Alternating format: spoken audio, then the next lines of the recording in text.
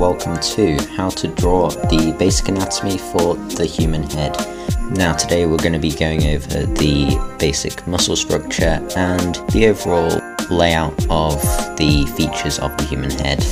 So without further ado, let's get into the tutorial. Also, if you are following along, then remember that you can pause the video or slow it down in the option settings in the bottom corner if you need to. So the first step is to draw a circle and then split it down the center and horizontally towards the bottom of the circle. This is going to represent the main portion of the skull. Now we're going to rough in the jawline. This should end roughly the same height as the distance between the horizontal line and the top of the circle.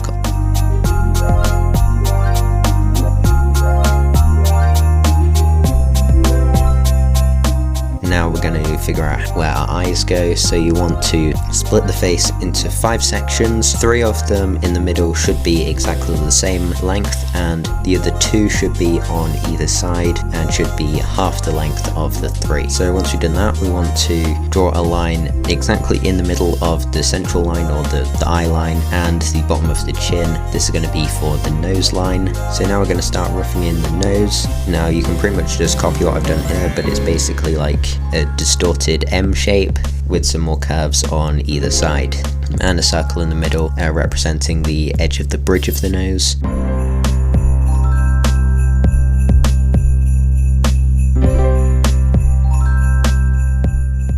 Now we're going to try and find the hairline. What I do for this is I measure the distance between the bottom of the nose and the chin. Then if I bring that up to the eye line, it should be slightly below the top of the head, and that will show where the hairline will be. Of course, it can be lower or higher, but we're going on average general person here. It's going to be around that area.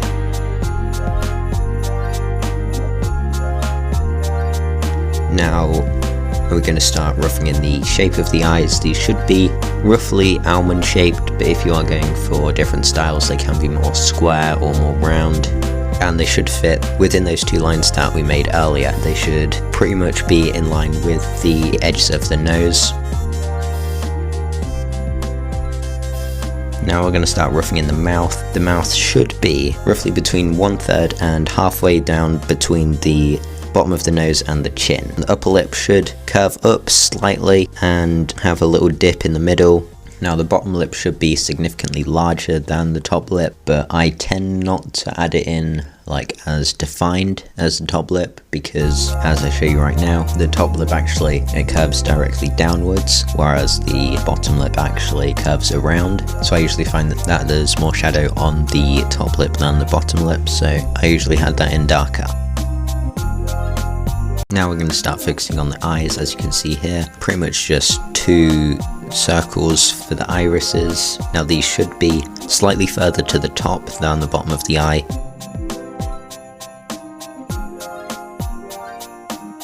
Now we're just adding in some eyebrows, pretty much just a couple of rough lines at the minute. We're going to refine them later.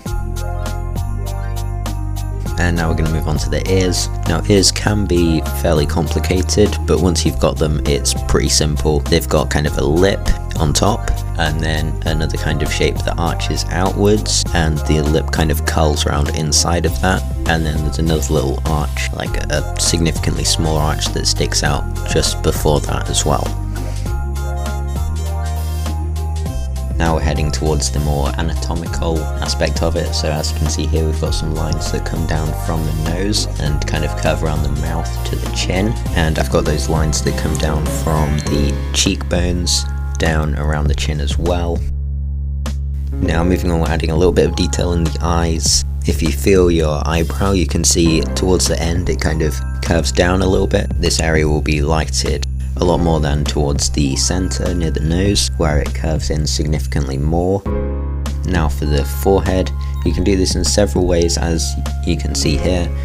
This one's more of a kind of Batman cowl style, where you can see he's got these kind of arches above his eyebrows, which kind of curve into like triangles. Or what I prefer to do is I kind of outline the area of the skull known as the temple, which is like just behind your eyebrows. Then that kind of curves around into a circle to just outline the forehead. So this part is more down to style now, so once we've done all of the anatomy, I'm going to start inking, but if you do work with pencils or paints, then you can start colouring or shading in, and I'm going to speed it up and talk to you a little bit about my shading process.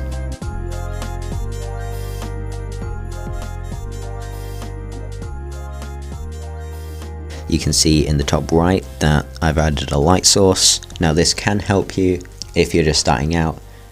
It kind of just shows you where the light is coming from and where it will hit on the face. So as you can see here, the bottom left side of the face will be significantly more shadowed than the top right.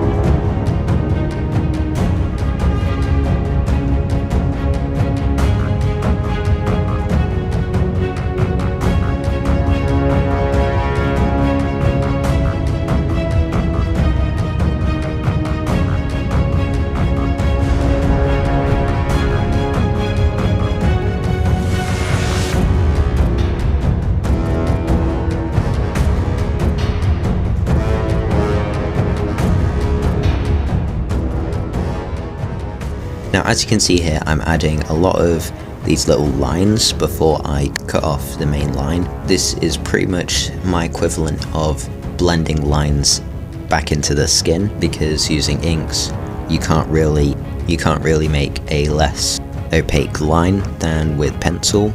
So by kind of distorting the line a little bit, it just gives the effect that the line is fading out back into the skin.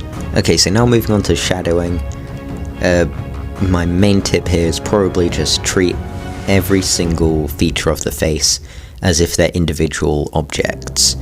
So you can see the nose, I would usually treat that as some kind of triangular pyramid, and pretty much just think of that and think of where the shadow would go on that. And then because the human face is curved, it's not completely flat, you've got to kind of curve the lines around and soften them up a lot to make it look a lot more organic and less angular.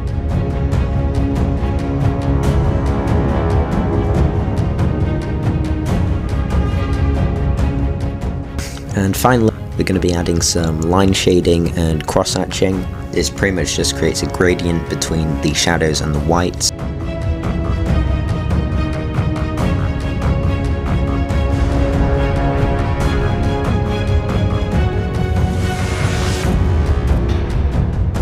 Okay, now I'm going over some different styles. So as you can see here, we've got one very focused on line work and less on the deep shadows.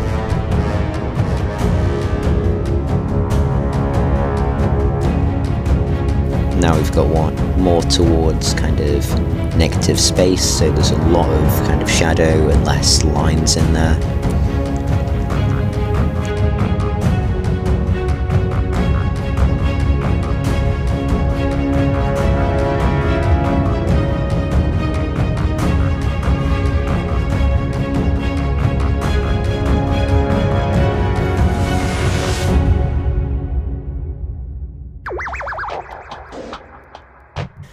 I hope you enjoyed. Make sure to subscribe and like the video if you did, and leave a comment below and tell me what you want to see next, and I'll see you all later.